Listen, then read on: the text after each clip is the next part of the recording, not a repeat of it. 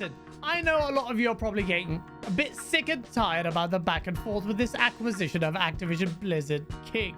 The whole fiasco is revealing the true mentality of both Microsoft and particularly Sony as things get hotter and hotter. The gloves are only just starting to come off. First of all, Microsoft is understandably, but also rather pitifully from an optics standpoint, making itself out to be this injured puppy positioned squarely in last place in the glorious console wars. I mean, take a look at this.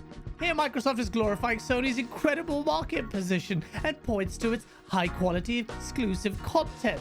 Well, hopefully Xbox fans get a taste of good exclusive content sometime soon, yeah? But Microsoft is also being very aggressive here when it needs to be and almost accusatory. Check out these statements from Microsoft to GameIndustry.biz. While Sony may not welcome increased competition, it has the ability to adapt and compete. Gamers will ultimately benefit from this increased competition and choice. This is absolutely true. Sony has built a reputation for having very talented first-party game studios, but for years, PlayStation has relied on third-party money-hatting deals when it comes to first-person shooters. PlayStation made an effort in the PlayStation 3 generation with the likes of Killzone and Resistance, but more or less gave up on this after the launch of the PS4 and Killzone Shadowfall.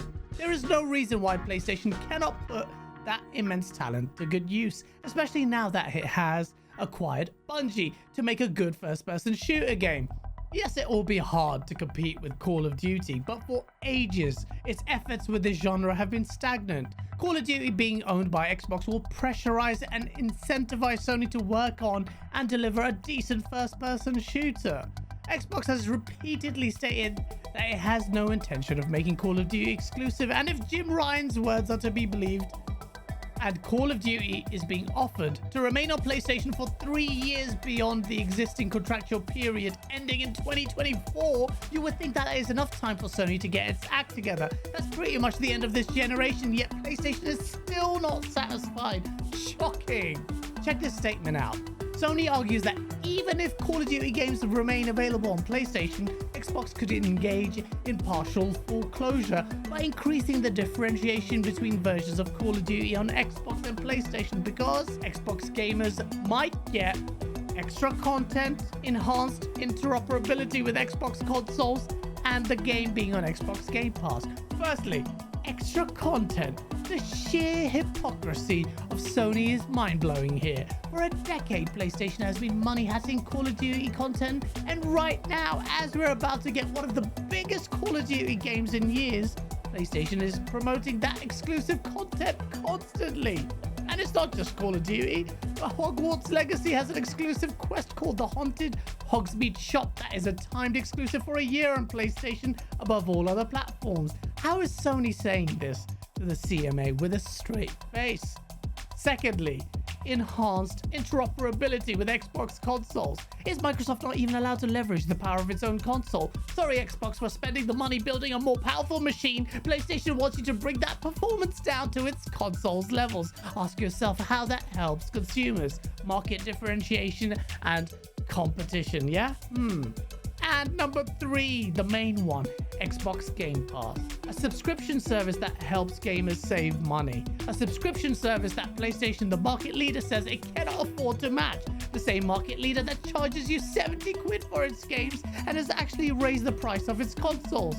Game Pass is adding pressure on PlayStation to justify that narrative that $70 games have incredible quality. It's already adding pressure on PlayStation to compete, yet it's unashamedly pushing this service and its glaringly obvious consumer-friendly value proposition in the face of the CMA as a point to weaponize against Xbox's acquisition of ABK. What? And what's worse, Microsoft has confirmed that the agreements between Activision Blizzard and Sony include restrictions on the ability of Activision Blizzard to place Call of Duty titles on Game Pass for years.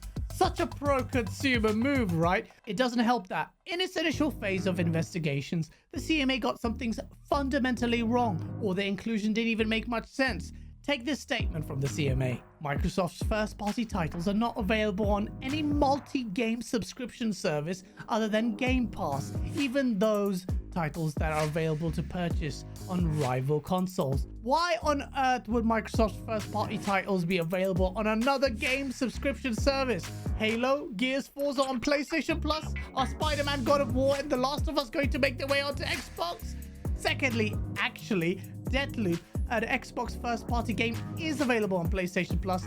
To compound the irony, that's a game that was subject to PlayStation's timed exclusivity antics, just like another Xbox first-party game, Ghostwire Tokyo, which is on PlayStation. The CMA's Phase 1 rhetoric seems to be angled squarely to protect Sony's interests, which amusingly Microsoft has rebuked pretty substantially. Take a look at this. Microsoft rightly points to the CMA referencing Sony 57 times, and consumers are only mentioned 10 times. It should be noted that the CMA has only as recently as August of this year had its decision overturned by the UK Competition Appeal Tribunal, which set aside a £17.9 million fine against a company because the CAT found that the CMA relied on anecdotal evidence in imposing the fine in the first place. Overall, I think this is a really bad look for PlayStation, one that really exposes its vulnerability, but also does massive damage to its overall image. Once a market leader that proudly touted its ability to produce first-party quality content as its principal reason for success, now still a market leader, but one that looks weak as it desperately claws at the deal as opposed to reinforcing confidence in its strategy to deliver content to compete against it. Perhaps necessity dictates that PlayStation does exactly what it's doing now, but ultimately the failings in the first-person shooter and multiplayer department are its own. Sony is buying time, sure, but how effective are these hypocritical arguments? The CMA seems to have adopted them without challenging them at all. Microsoft quite rightly points to this market leader behaving as such by increasing prices of its console without fear of losing market share. Is this really about enhancing competition? Then why is the CMA seemingly looking at this in a manner that appears to protect the market leader and not the general market itself? I honestly believe Xbox acquiring ABK will be beneficial for the entire industry as well as ABK itself.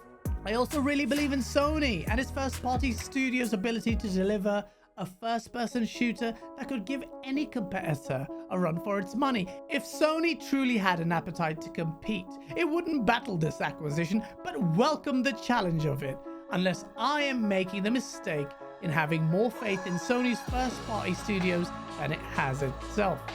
Do you agree with me, or is this really the only way Sony can compete by doing what it is doing now? Is Sony being hypocritical?